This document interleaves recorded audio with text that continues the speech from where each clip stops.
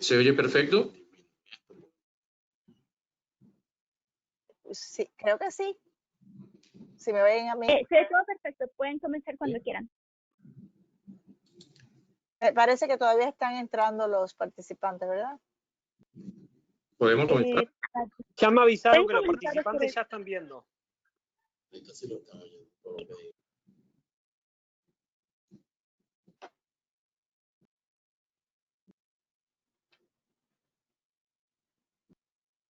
¿Me avisan? Los participantes ya pueden escuchar y pueden ver, así que pueden comenzar cuando quieran. Ok. Muy buenas tardes. Para el Colegio Americano de Gastroenterología y para la Organización Panamericana de Gastroenterología es un verdadero honor presentar hoy este webinar, Manejo del paciente con enfermedad inflamatoria intestinal durante la pandemia COVID-19. Y para mí es un gran orgullo presentar a su conferencista, una gran mujer. Muchísimos la apreciamos, ella sabe cuánto, y es la directora del Centro de Cronicolitis de la Universidad de Miami. Apreciados amigos, con ustedes la doctora María Abreu. Adelante, doctora Abreu. Gracias, Guillermo. Qué honor estar con ustedes. Les comento que anoche le digo a mi esposo, oye, mañana me voy para Venezuela. Y por un segundo vi que se le dilataron las pupilas, que se había dado por Venezuela. No, virtuales. Qué cosa más grande, como el mundo nos ha cambiado en tan poquito tiempo, ¿verdad? Pero de cierta forma, la ironía de todo esto es que acabo, literalmente, hace unos minutos nada más de colgar con el último paciente que estábamos haciendo telemedicina, otro tema que pudiéramos, del cual pudiéramos hablar toda la noche. Pero de cierta forma me parece que hay como una intimidad, ¿verdad? Porque aunque no lo estoy viendo yo, de todas formas estamos todos unidos de una forma que a lo mejor en un salón grande no íbamos a estar. No sé si está activada mi cámara, pero si la está, van a ver que estoy en el patio, estoy en mi casa. Cuando cuelgue con ustedes voy a cocinar como cualquier mujer de la casa. Y eso implica otras cosas que les he traído a ustedes a mi casa, ¿verdad? Y yo he podido entrar a la suya. Así que para mí es un gran placer poder compartir esta hora con ustedes. Recorté un poco la charla y podemos pasar por diapositivas que a lo mejor no son tan interesantes, porque creo que al fin me gustaría de verdad tener tiempo para contestar las preguntas que nos pueden ir mandando por el chat o por la función de questions. De ambas formas nos pueden ir mandando preguntas de lo que se sabe. Entonces yo creo que en sí, desde un comienzo, déjame decir, ¿por qué me pidieron que diera esta charla? Bueno, no sé por qué me pidieron que diera esta charla, pero me imagino que en parte tiene que ver que desde un comienzo, ya empezando, les diría en marzo, que empezó esta pandemia, que se empezó a alborotar las cosas. Nosotros todos sabemos que estos pacientes que tienen enfermedades inflamatorias son muy inteligentes, son muy compulsivos, están muy bien informados, muchas veces mucho mejor que los médicos. E imagínense, entonces estaba este virus, todo el mundo tenía simultáneamente, quería hablar con el médico para ver si tenían que continuar o suspender las medicinas que estaban tomando. Entonces teníamos que ver cómo es que le pudiéramos aconsejar a estos pacientes. Así que les voy a decir cosas que ya saben, porque yo creo que cualquiera que ve CNN ya sabe todo eso, de cómo es el virus, por qué le dicen el coronavirus, cómo es que entra en la célula, cómo fue que por esos accidentes de naturaleza, cuando el virus empieza por un animal y infecta a otro animal, puede haber una mutación que lo permite transmitirse y ser capaz de infectar ya el humano. Que mayormente esto se transmite por la vía respiratoria, no sé cómo decirlo en español, pero no tanto por heces, aunque teóricamente a lo mejor se pudiera traspasar por heces, pero que yo sepa hasta el día de hoy no se ha confirmado que ha habido un caso que así se ha transmitido. Sin embargo, se nota que hay virus en heces y que por lo menos in vitro, que ese virus puede infectar células en en un laboratorio. Hay dos aspectos del virus poder empezar una infección y entrar a una célula. Sin entrar a la célula humana no puede causar ningún problema. Hacen falta dos receptores, el ACE2, el Angiotensin Converting Enzyme 2, receptor que es abundante en las células que están en el pulmón, y este TPRSS2, que es una proteasa que es responsable para cortar una de las proteínas, el spike protein que le dicen, otra vez necesaria para que el virus pueda engancharse a la célula humana y poder traspasar la membrana. Esos dos aspectos. Lo estoy enfatizando por una razón que le voy a explicar ahora mismo.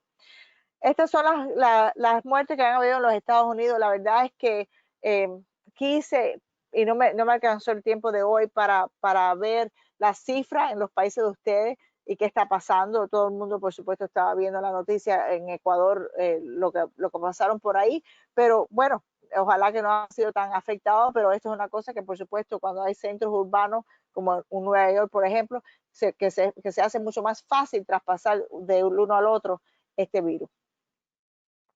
Y que tiene mucho que ver la edad, en quién muere y quién no muere con esta enfermedad, y otras enfermedades, que la obesidad, la diabetes, cosas que ya otra vez todo el mundo sabe. Le quería nada más enseñar esto que tiene que ver con la observación desde muy temprano, que esos pacientes que llegaban a la emergencia con el conteo de linfocitos bajos eran menos probables que sobrevivieran. Y nada más les voy a comentar eso porque, por supuesto, algunas de las medicinas de las cuales vamos a hablar que tienen que ver con enfermedad inflamatoria también afectan el conteo de linfocitos, y a lo mejor puede ser otro aumento de riesgo para esta enfermedad. Esto no es para que lo lean, que yo sepa, ya les mandé una versión de las diapos a Guillermo y los pueden compartir sin pena ninguna. Esto describe que ya una de las ventajas, no quiero que no tienen que preocuparse por leerlo, una de las ventajas, por decirlo así, de este virus es que, por supuesto, el primo hermano, el SARS-1, que afectó ya hace una década, ya los científicos habían ya entendido mejor cómo es que entraba el virus y ya tenían una mejor idea más o menos de algunas de las cosas que necesitaba el virus. Así que cuando se presentó este primo, pudieron entonces bastante rápidamente determinar que tenían los mismos requisitos para entrar a las células humanas. Esto es un estudio que se publicó en Gastro. Todos estos estudios son bastante prematuros, pero por supuesto, como había tan poca información, eso tiene que ver con el intestino, demostrando que en biopsias del recto, del duodeno, del estómago, se puede detectar la expresión de las proteínas, y se puede también detectar la expresión del virus en el intestino. Si eso tiene algún papel, por ejemplo, en lo que sabemos ahora, que en ciertos pacientes hay un porcentaje de pacientes que una de las dimensiones de la presentación es diarrea y síntomas intestinales, aunque de lo que yo sé, porque la verdad es que sería mentira decirle que yo no he visto casos de COVID yo directamente, que en sí, por lo general, tienen síntomas respiratorios además. Esto es un esquema del proceso de enfermedad inflamatoria intestinal, enseñándole la patogénesis de la enfermedad, enfatizando que en la normalidad el intestino tiene una diversidad muy grande de bacterias, de hongos, de virus normales. En pacientes con enfermedad inflamatoria tienen menos diversidad, si eso es por tomar antibióticos o por otros factores de riesgo del medio ambiente, por supuesto está por ver. Y la inflamación se está asociada con una barrera epitelial que es porosa, que permite que se traspasen bacterias, a lo mejor virus, que se active el sistema inmunológico. Entonces, con si se imaginan de este esquema, y algunas de las células que le estoy enseñando aquí como macrófagos, nosotros cuando empezamos con este virus queríamos entender, otra vez le digo, como no teníamos tanta información de si estos pacientes, la primera pregunta de la agenda, si estos pacientes estaban a más alto riesgo de tener enfermedad inflamatoria, la primera cosa era decir, bueno, nosotros tenemos en la Universidad de Miami, igual que a lo mejor en otras instituciones, teníamos células y tejido ya guardados de muchos pacientes con enfermedad inflamatoria. En particular, teníamos muestras que lo habíamos hecho para otro proyecto, a donde en biopsias de pacientes con enfermedad inflamatoria, en biopsias del intestino, habíamos aislado células T, habíamos aislado macrófagos del intestino y le habíamos hecho secuencia de todo el RNA, perdón, lo dije, DNA, RNA, de estas células para ver todos los genes que estaban expresando estas células. Entonces, estos son los, ¿cómo se llama? El laboratorio que tenemos las muestras guardadas. Y lo primero que encontramos era que si uno mira, por ejemplo, la expresión, en este caso, del el ACE2, que es uno de los requerimientos para que se traspase el virus, pueden ver que en control comparado con Crohn's no hay tanta diferencia y tampoco en la expresión de este otro receptor necesario. Igual con la colitis,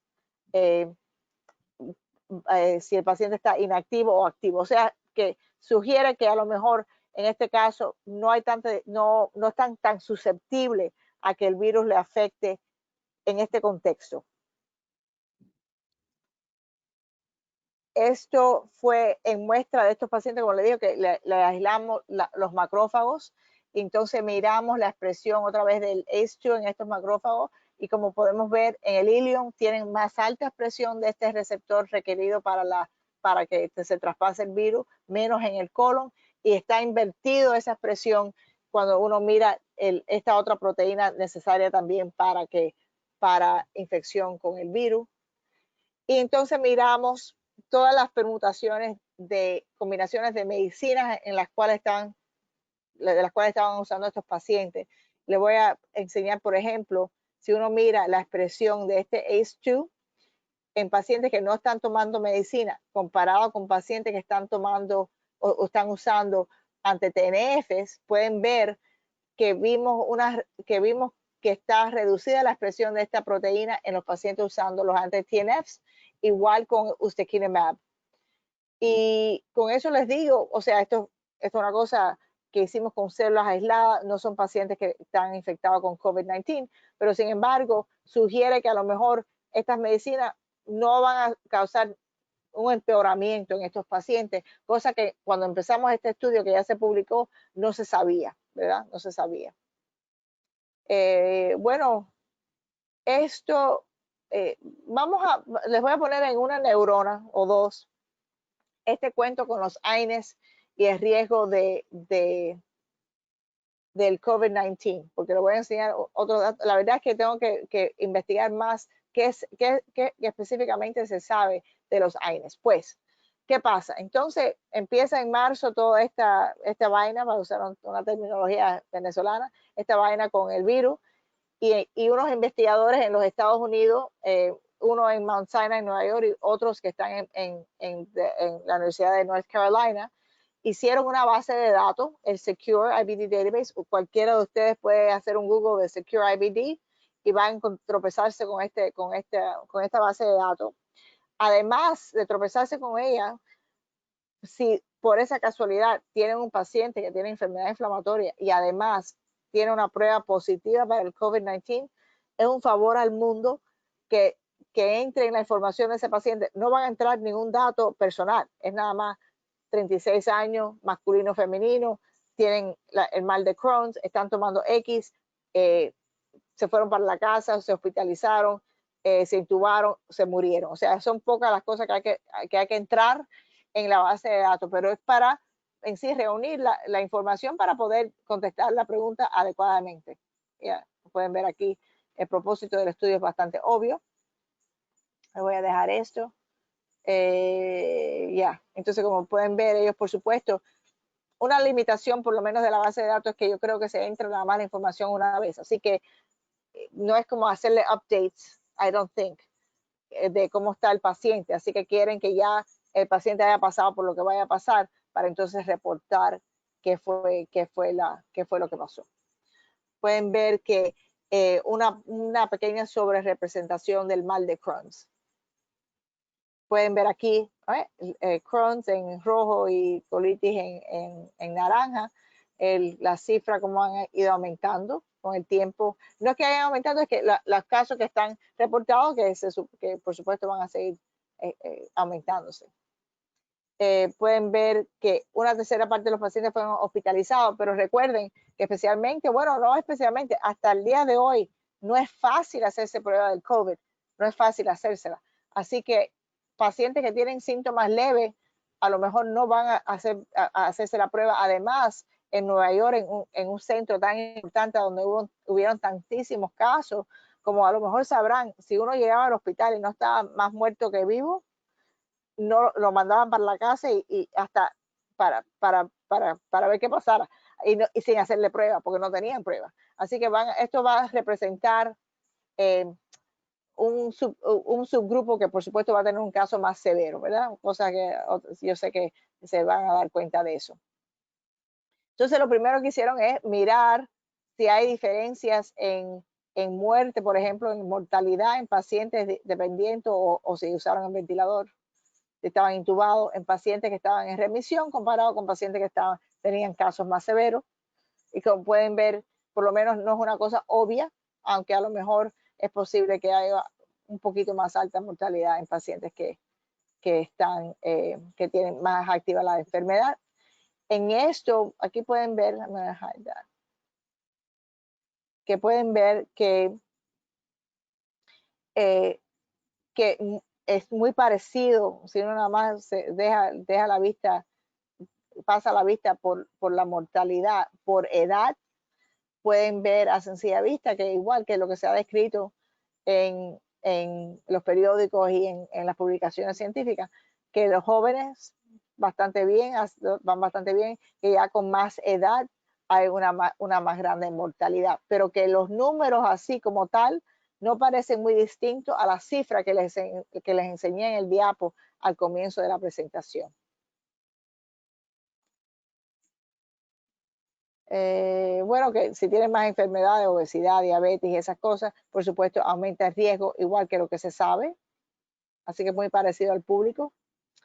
Y entonces, ¿qué es lo que quieren saber los pacientes? Es las medicinas, qué es lo que pasa basado en qué medicina está usando el paciente. Voy a empezar con lo más así fácil, de abajo para arriba. Para los pacientes que están usando ustekinumab, porque por supuesto IL-1223 el único que hay en el mercado actualmente es el ustekinumab, la cifra de morirse o de estar intubado, porque si mira la mortalidad está al 1%, sigue bastante bajo. Si miras solamente los pacientes que están usando un anti-TNF, otra vez las cifras son muy bajas de pacientes intubados o que han sido casos fatales, cosa otra vez que da mucho aliento a estos pacientes que están todos, la verdad es que desesperados por información.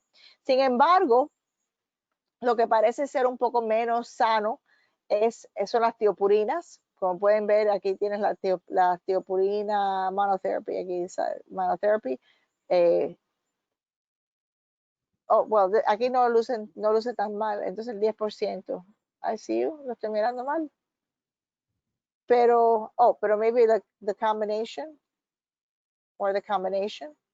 Y aquí los esteroides, por supuesto, peor. Pero aquí está el número que la verdad es que no sabemos cómo interpretarlo por el momento, que es que las mesalaminas y la sulfasalacina, por razones que no son obvias, parece tener un más alto riesgo de complicaciones.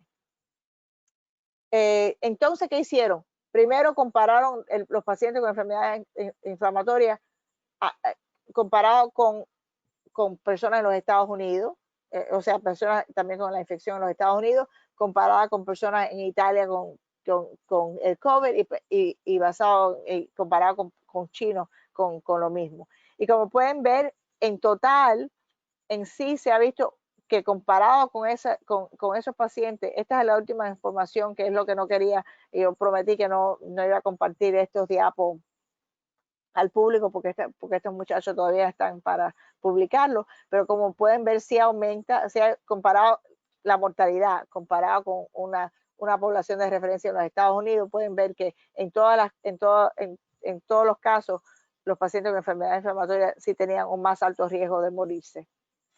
Aquí pueden ver cuando le hicieron un estudio para mirar todos los variantes que pudieran contribuir a ese fenómeno.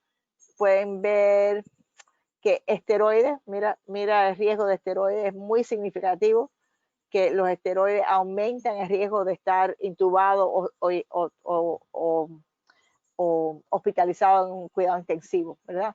Como pueden ver aquí. El otro que era significativo era tener, bueno, más enfermedades, right? Más enfermedades. Pero fíjense en este detalle, una cosa que lo discutiremos más adelante porque la verdad es que no tiene una explicación fácil, que la mesalamina y la sulfasalacina está asociada con un más alto riesgo de complicaciones. Bueno, esto ya lo miramos, ¿verdad? Pero, sin embargo, vamos a poner lo positivo. Los pacientes que estaban usando anti-TNF solo, como pueden ver, no tienen un aumento de riesgo de complicaciones. Así que esa es buena noticia para esos pacientes. Así que ellos concluyeron que, igual que el resto de la población, los pacientes que tenían más alta edad, que tenían comorbilidades y que estaban usando esteroides, tenían más complicaciones que los que no los estaban usando. Que los anti-TNF, el Humira, el Remicade, esas medicinas no parecían aumentar el riesgo de complicaciones. Y tampoco el Estelara, por supuesto, pero eran menos los pacientes que lo estaban usando. Sin embargo, las mesalaminas, por razones que no se entienden, a lo mejor están haciendo algo extraño. Ellos entonces compararon, ¿cómo fue esto? Altas dosis de cortisona con más bajas dosis, otra vez las más altas dosis tienen más riesgo. Y esto pueden ver cuando uno mira cada 10 miligramos, sé que todo lo que puedan rebajarle el paciente, los esteroides con enfermedad inflamatoria, si es usando otra medicina o aumentándole el Remicade, el Humira, lo que fuera, sería mejor que no hacerlo. Aquí no se vio claramente, no sé, de lo que yo me recuerdo, claramente un efecto de dosis de mesalamina. Si estaba usando baja dosis o más alta dosis, parece ser el mismo efecto en el contexto del COVID-19. Esto es comparando distintas medicinas una a la otra. Así que en este caso es combinar las tiopurinas, combination therapy, thiopurine monotherapy. Combination therapy con tiopurina comparado con anti-TNF. Me parece que es lo que quiere significar eso. O sea que ya en esta época, otra vez, a lo mejor lo vamos a discutir en las preguntas, combinar las tiopurinas con anti-TNF no es ideal porque puede aumentar el riesgo de este virus. Pueden ver aquí, si están usando las mesalaminas aún con anti-TNF, parece ser que otra vez empeora la situación si están usando mesalamina, cosa para recordar. Y el interleukin, el Estelara luce más o menos que es bastante sano, de todos a lo mejor es más sano. Sin embargo, el vediluzumab no es que sea peor, porque como pueden ver, esto no llega a tener, no es significativo. Sin embargo, no ayuda, vamos a ponerlo así, no ayuda, ni empeora ni ayuda. Sin embargo, el anti-TNF solo parece tener un poquito de efecto de protección, un poquita cosa. Entonces, ¿cuáles serían las explicaciones para esto lo que estamos viendo en mesalamina? Que a lo mejor los médicos le llama la atención cuando un paciente se enferma y es algún ahora se me va la palabra, el bias. O a lo mejor hay algo que pueda estar haciendo algún efecto que no se entiende. Endoscopía, la verdad es que no sé qué están haciendo ustedes. Cuando primero publicamos y sacamos en la página web de IOIBD quién debiera hacerse más con más prioridad.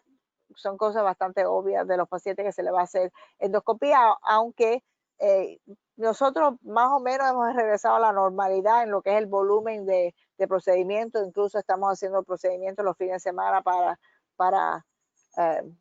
porque por supuesto tenemos muchos pacientes que no se le pudieron hacer las colonoscopías y las endoscopías durante la época de COVID más importante. También esto nos llega a hacernos la pregunta, ¿por qué tenemos que hacer tantas colonoscopías? ¿No habrá otra forma de seguir estos pacientes que tienen enfermedad inflamatoria? Nosotros, esto no se los voy a enseñar, pero ayer era el deadline para mandar abstractos al ACG para ir a Tennessee, aunque a lo mejor nos van a decir si van a tener la reunión. Ojalá que sí.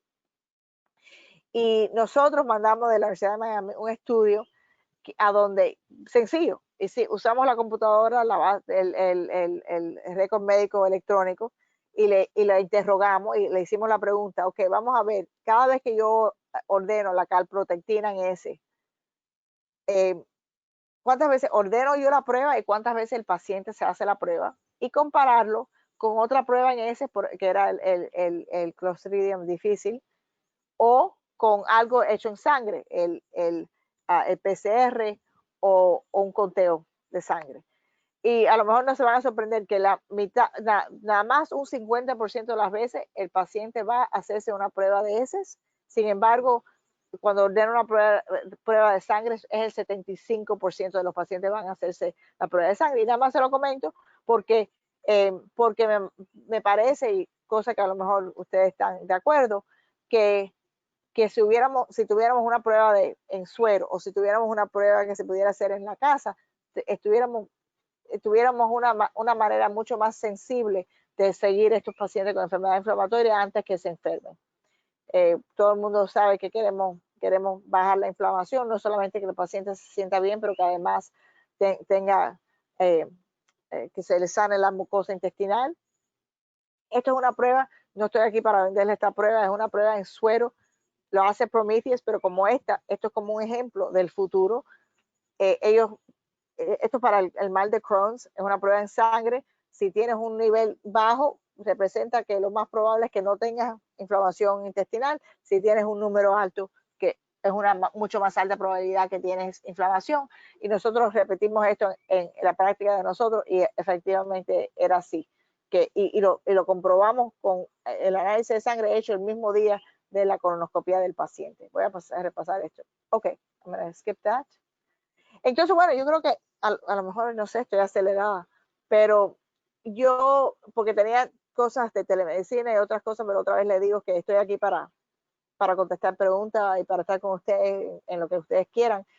Pero creo que es interesantísimo cómo algo como este virus nos ha cambiado la vida personal, nos ha cambiado la vida profesional, y nos ha demostrado, nos está enseñando mucho, número uno, de las medicinas que hemos estado usando. O sea, ha sido una prueba muy drástica. Perdón,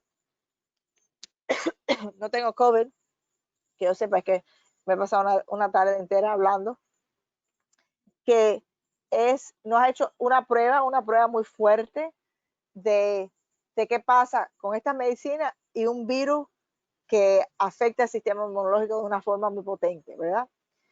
Que nos ha forzado en esta pandemia a decir, ok, ¿cómo es que vamos a cuidar a nuestros pacientes sin necesariamente tener que verlo?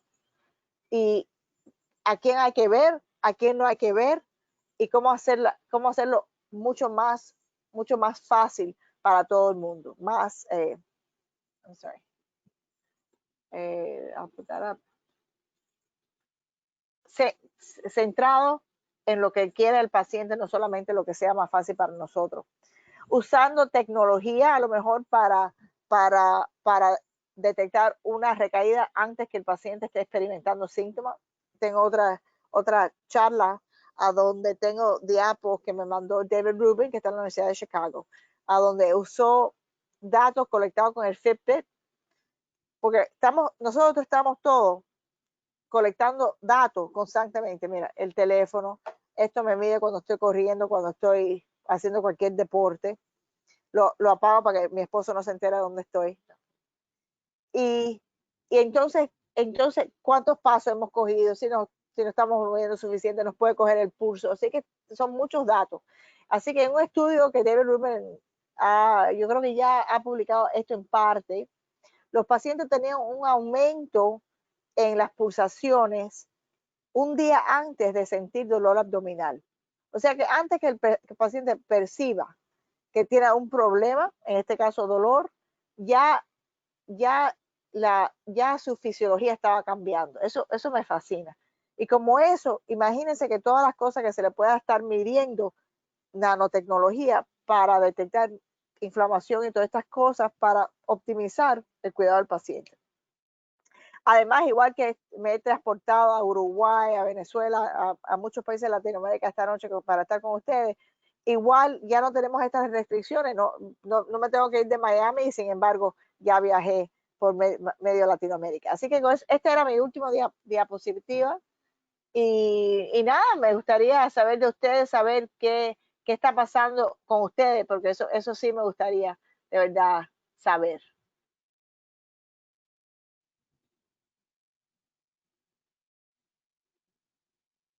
¿Se durmieron o...?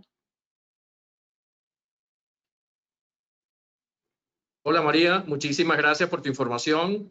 Realmente nos has aportado datos valiosísimos.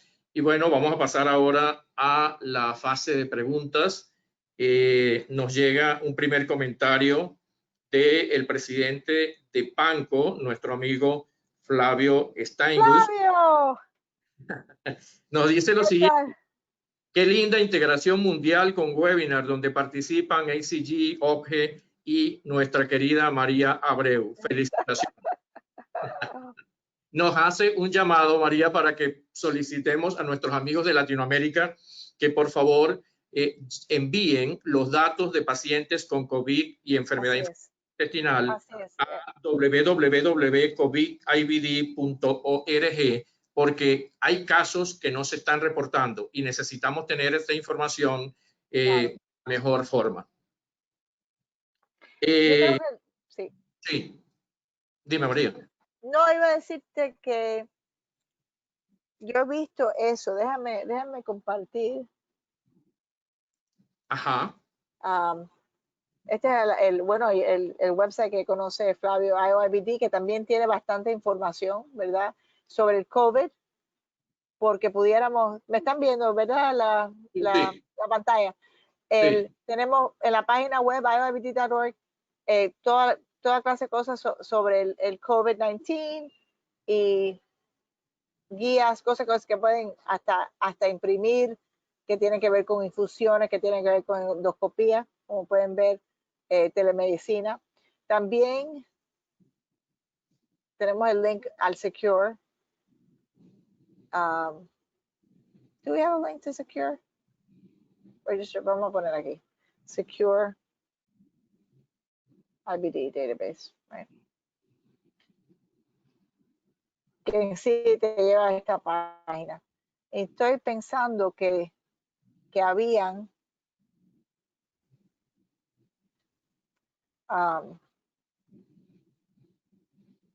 así de map.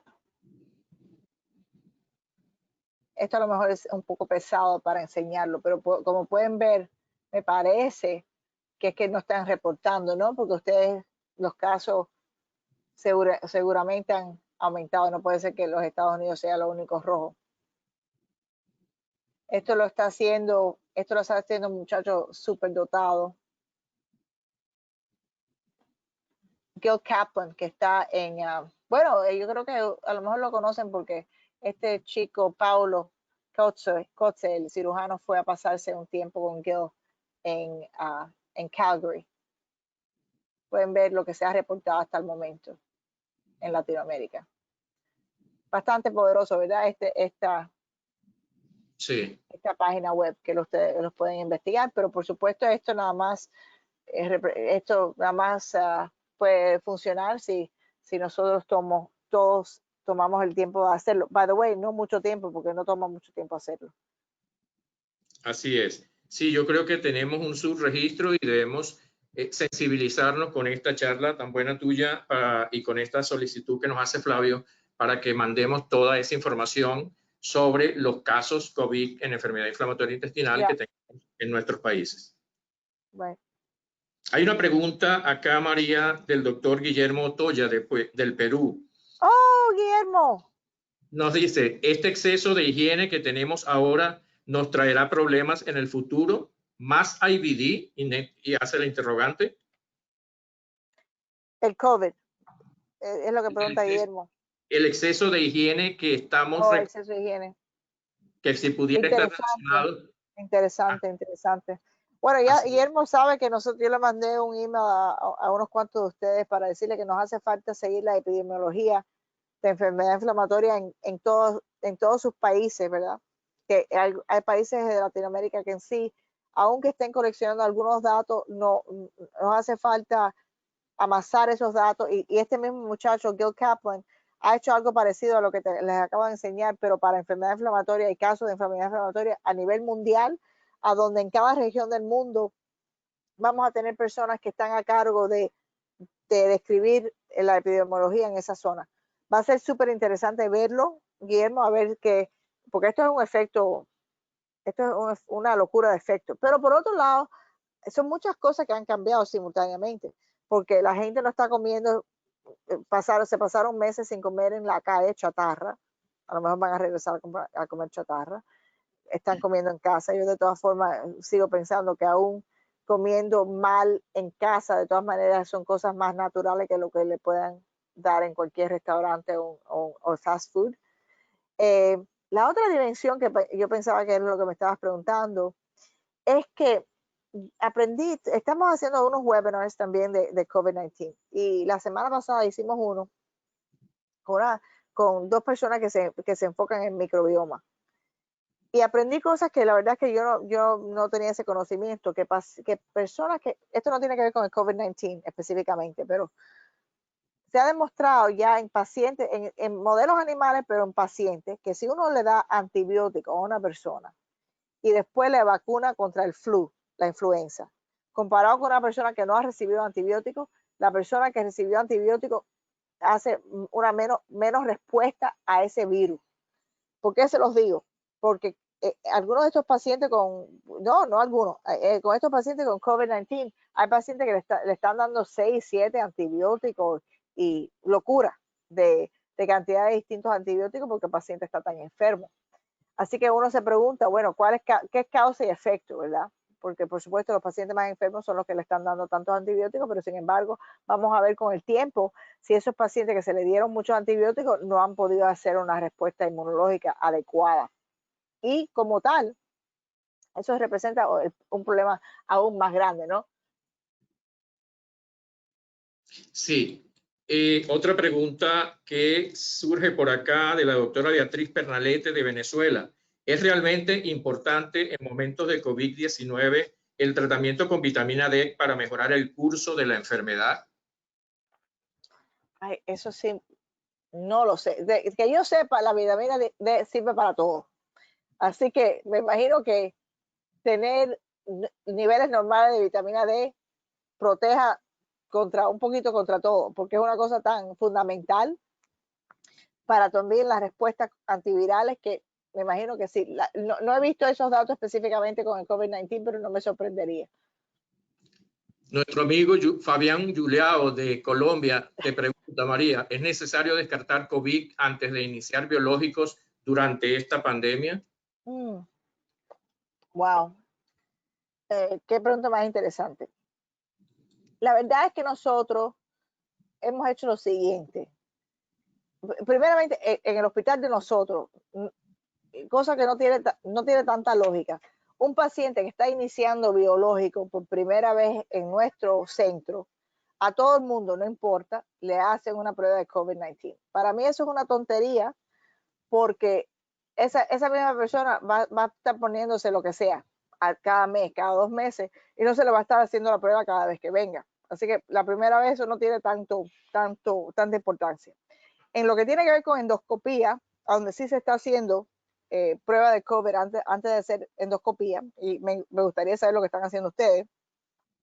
Nosotros primero se le llama al paciente, se le hacen las preguntas si tienen síntomas, bla, bla, bla. Dicen que no. entonces se vienen a hacerse la prueba de COVID-19 para tener la respuesta antes de hacerse la endoscopía. Esto se va a publicar en Gastro. No estoy yo, pero otros muchachos de la Universidad de Miami. Usando esa estrategia, nada más encontramos un paciente en 400 que fue positivo de COVID-19 cuando se le hizo el swab y era asintomático. O sea, que en sí se está perdiendo bastante plata y tiempo haciendo la prueba del COVID-19 para encontrar el paciente, 1 en 400, que tenía el COVID-19. O sea, y cuando toman en cuenta que la prueba no es 100% sensible, depende de qué lee o cómo lo están haciendo o quién la está haciendo, puede ser 30% nada más que se detecta del COVID-19. En sí, preguntando las preguntas de los síntomas y lo que sea, es suficientemente y ponerse las cosas, o sea, el equipo para prevenir infección, que lo mejor que se puede hacer. Nosotros, por supuesto, el paciente que viene a ponerse infusiones tiene máscara puesta, las enfermeras tienen máscaras puestas, lavándose las manos, todas esas cosas que ya ustedes conocen. Pero en sí, como tal, no le estamos haciendo prueba a todos los pacientes que ya están usando biológicos. A un paciente nuevo al centro, por razones de la póliza del hospital, se le está haciendo la prueba, pero no porque yo piense que sea una buena idea, porque me parece que es una pérdida de tiempo. Flavio nos hace otra pregunta, María. En su opinión, ¿cuáles son? Esto lo habías dicho y realmente yo también me planteaba la posibilidad de una respuesta que no es fácil. En su opinión, ¿cuáles son las posibles razones para derivados de sulfa tener riesgo de complicación en enfermedad inflamatoria intestinal con COVID-19? ¿Podría haber, al contrario, un efecto protector de los biológicos para explicar este hallazgo estadístico? Sí. Bueno, en sí, en este sentido, lo que se está comparando, aun cuando se comparan las mesalaminas con la población general, o sea, no necesariamente, como vieron, sí lo han comparado también con los que están usando anti-TNF.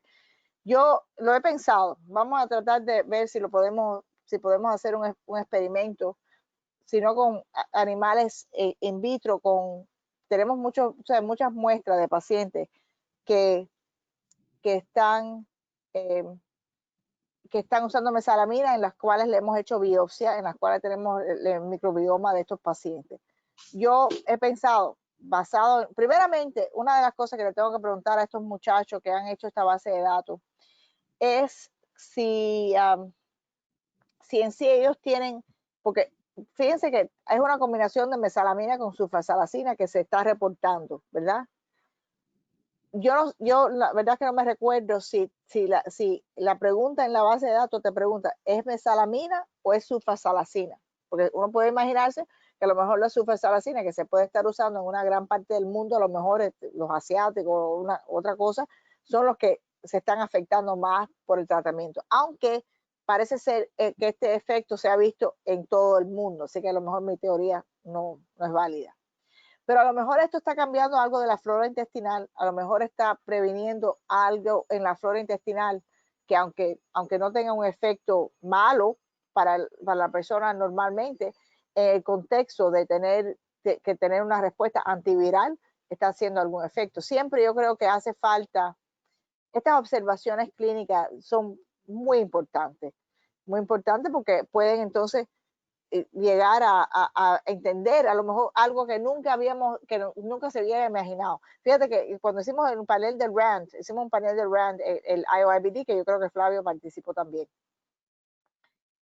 Hicimos sí. a estos expertos que eran, no sé cuántos expertos, eran como más de 100 personas que estábamos en la llamada, que votamos de distintas cosas. Bueno, ustedes saben cómo funciona ese RAND panel.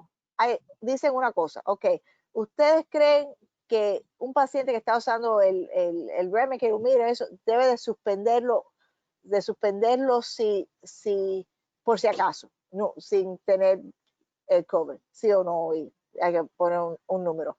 Si ya se documenta que tiene el COVID, se sigue o no se sigue. Y entonces, yo creo que por lo general, un paciente que tiene una infección activa, I should say, que para las mesalaminas, nadie se preocupó, ¿verdad, Flavio? O sea, continúen las mesalaminas y no importa si le da el COVID-19 o no le da.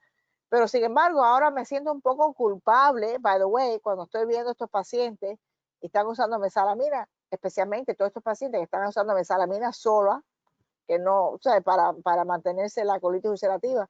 Yo no me imagino pararle estas medicinas a estas personas basado en esta información, porque imagínate que entonces le da una recaída, le tengo que usar prednisona.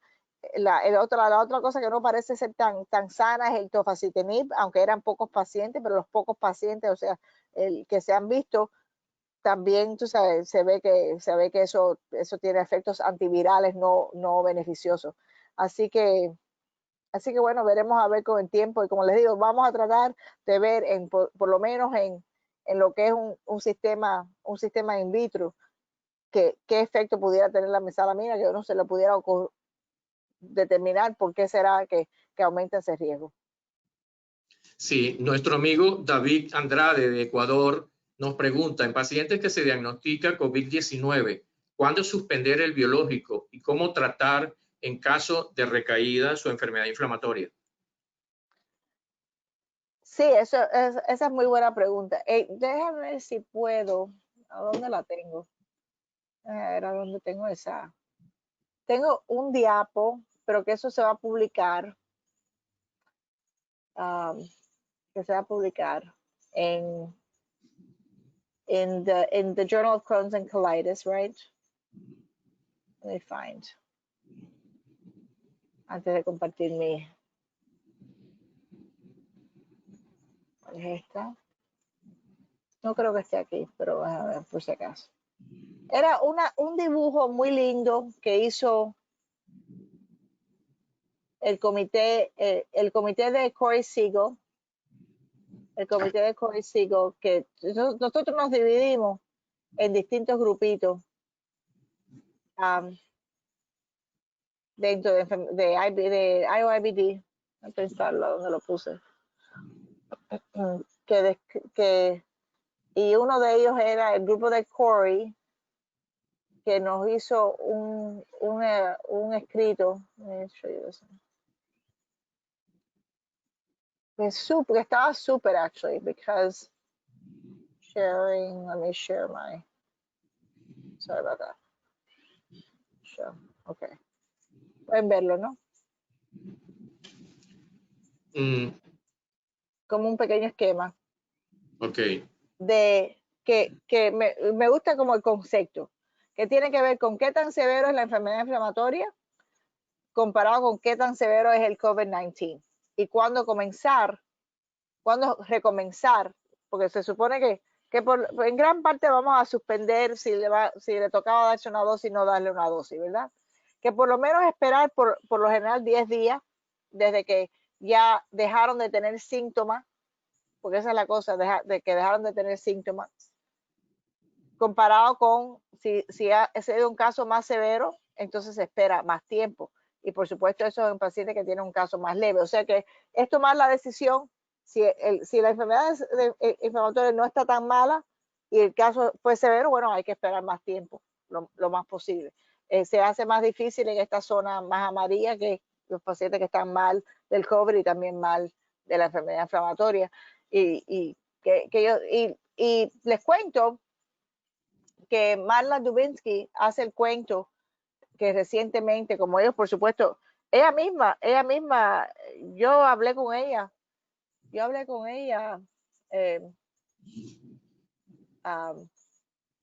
¿cómo se llama?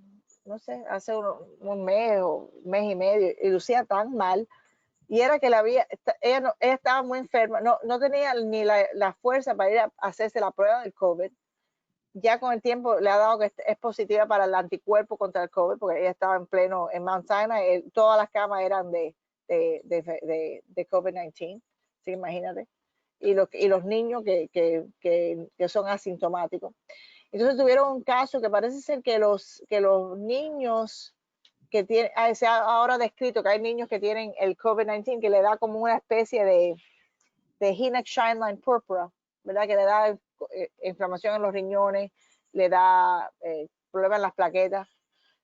y también tenía el mal de Crohn, tenía un absceso perianal, estaba mal. Decidieron darle, tenía unas fiebres altísimas, una dosis de infliximab.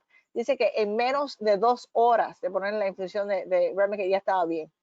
Se le había quitado todo eso, le dio la vuelta, le dio una vuelta en U, todos esos síntomas que tenía y todo eso, y todas esas manifestaciones del mismo COVID-19 se les resolvieron con el anti-TNF. ¿Por qué les digo esto?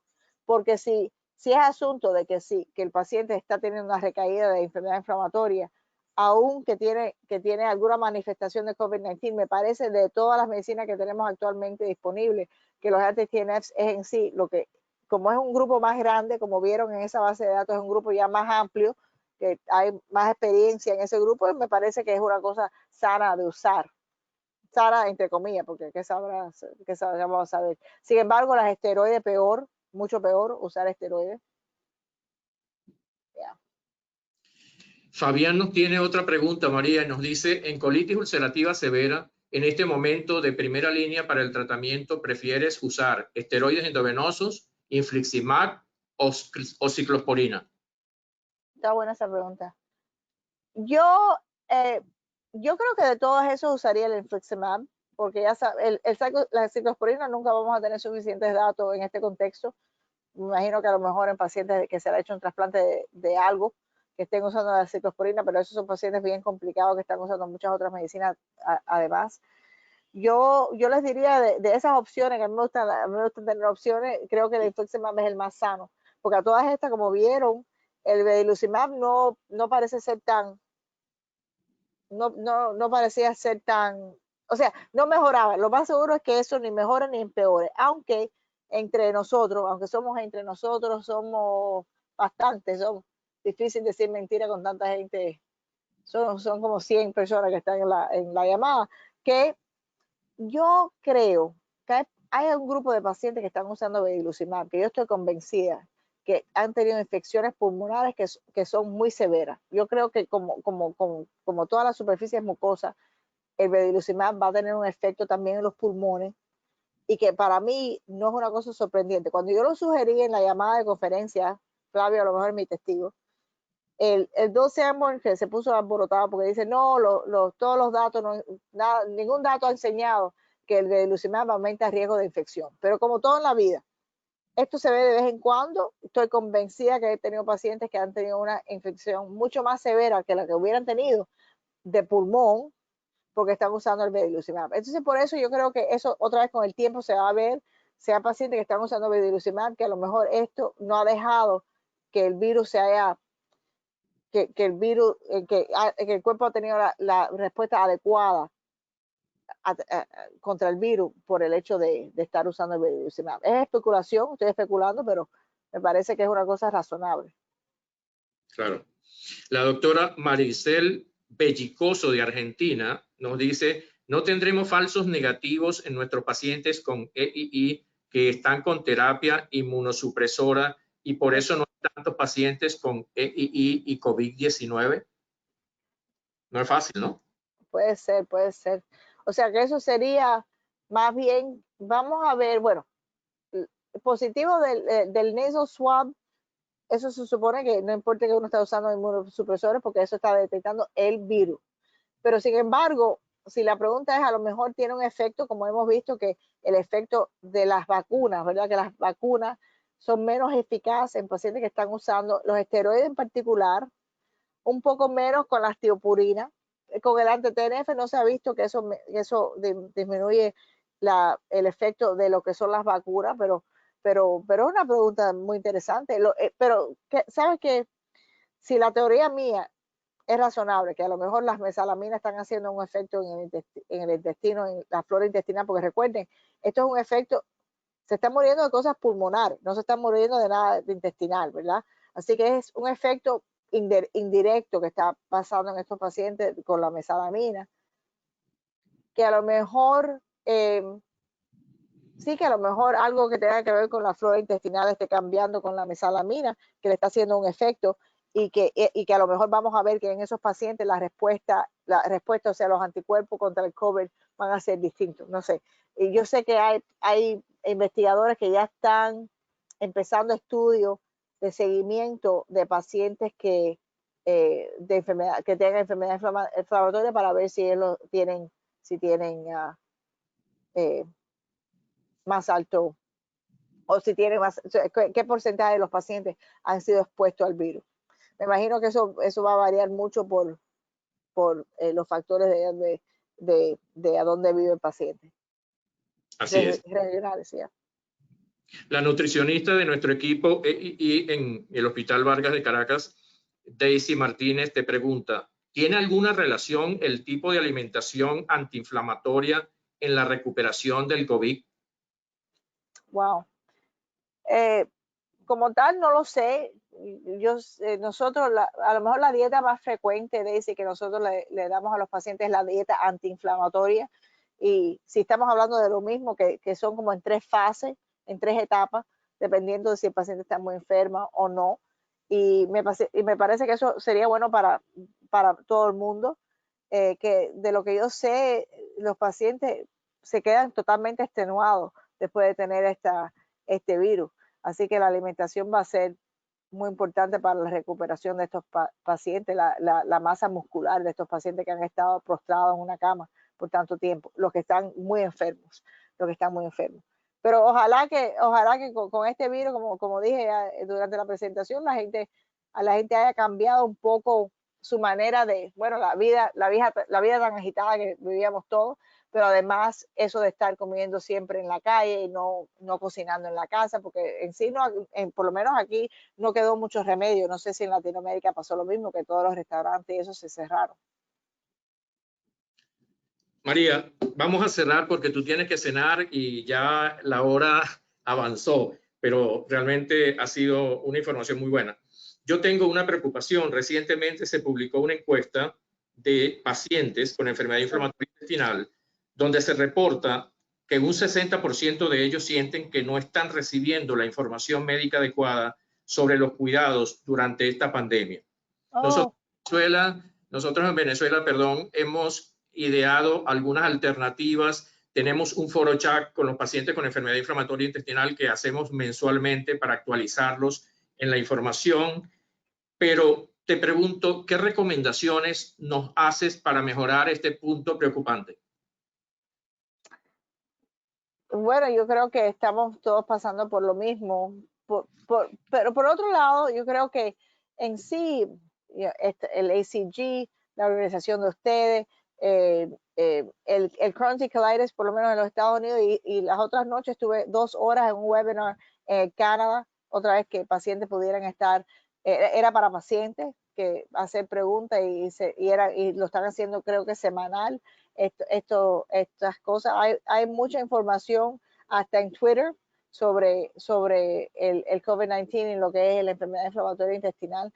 Pero yo creo que, yo te voy a decir que yo creo que la información, la forma que se tiene que traspasar la información, ya es una cosa que el mecanismo de un paciente venir a ver un médico en una consulta para transmitir información, ya se ha quedado un poco atrás, especialmente en una pandemia cuando uno tiene que estar diseminando mucha información. Eso por una parte. Así que por una parte tenemos los websites de todas estas organizaciones que todas han hecho, yo creo que un bastante buen trabajo en tratar de poner ahí información lógica de lo que se sabe. No ha sido un secreto, los pacientes que tienen ganas de saberlo me parece que pueden llegar a la información. La parte difícil, Guillermo, es que me recuerdo como si fuera ayer, que nosotros teníamos, otra vez Flavio puede ser mi testigo, teníamos estos webinars de IOIBD, se discutían los temas, el RAND panel que sí, que esto vamos a dejar pacientes siempre en la medicina que está usando, porque a lo mejor van a tener una recaída, se van a empeorar, y que sí que deben de mantener las dosis, bla, bla, bla. Se decidió todo esto en un vacío porque la verdad es que nadie había visto nada. El próximo día, por primera vez, estaba haciendo telemedicina, ¿verdad? Aprendiendo cómo hacer el Zoom y hacer las cosas por la computadora, toda esa cosa. Y todos los pacientes eran distintos. O sea, que nosotros decidimos en grupo, votamos, la votación demostró bla, bla, bla. Pero sin embargo, cada paciente que estaba viendo tenía otro variante. No, que mira, mañana me toca la Humira y ayer estuve con mi hermano y le acaban de diagnosticar el COVID-19. ¿Qué le dices a ese paciente? Sí. O sea, está bien a todas estas. Está bien el paciente, está un poco gorda, tiene un poco de diabetes, se iba a poner la Humira el próximo día. Esto era, ya te estoy hablando ya hace una semana. Era nada más para hacer el punto, que aún cuando le tratamos de dar información en grupo y diseminar información, como diríamos los cubanos, a la hora del mamey, cada paciente es una cosa tan individual que parecía mentira, que cada vez que yo decía, pero Dios mío, aquí no hay dos pacientes que uno pueda decir caben en lo que nosotros habíamos decidido con mucha, ¿sabes? Con mucha autoridad. Eso se fue por la ventana. Así que, anyway, yo creo, pero sí creo la otra cosa súper positiva en mi forma de pensar es esto de telemedicina. Yo no sé lo que están haciendo, me encantaría saber si están haciéndolo ustedes también ahí, pero verse cara a cara con el paciente, no la distracción de la clínica, que si el paciente se perdió, que tuvo que parquear, que si le costó algo parquear, que se perdió por el expressway, nada de eso, es uno a uno. O sea, tienen un poquito menos o más problemas en acceder al sistema, pero bueno, hasta pacientes de 85 años lo he visto por el Zoom. Y me parece que, wow, eso ha cambiado la vida, porque hay muchas personas que no tienen que venirnos a ver tan a menudo, que nada más nos hace falta una conversación de 10 minutos cara a cara. Y que bueno, que en esta pandemia tuvimos que resolver de alguna forma, y eso ha sido una de las cosas positivas de mi forma de pensar. Así es, yo creo que después de esta pandemia, María, tenemos que cambiar muchas cosas y una de ellas es familiarizarnos más con la telemedicina, porque nos va a ayudar durante mucho tiempo a llevar ese trabajo que anteriormente hacíamos presencial. Ahora vamos a ayudar a nuestros pacientes bajo este mecanismo que está dando muy buenos resultados. Lamentablemente llegó la hora de concluir nuestro webinar, la hora del agradecimiento. El primero al Centro Médico Docente de la Trinidad por permitirme utilizar sus instalaciones para moderar este webinar para todos ustedes.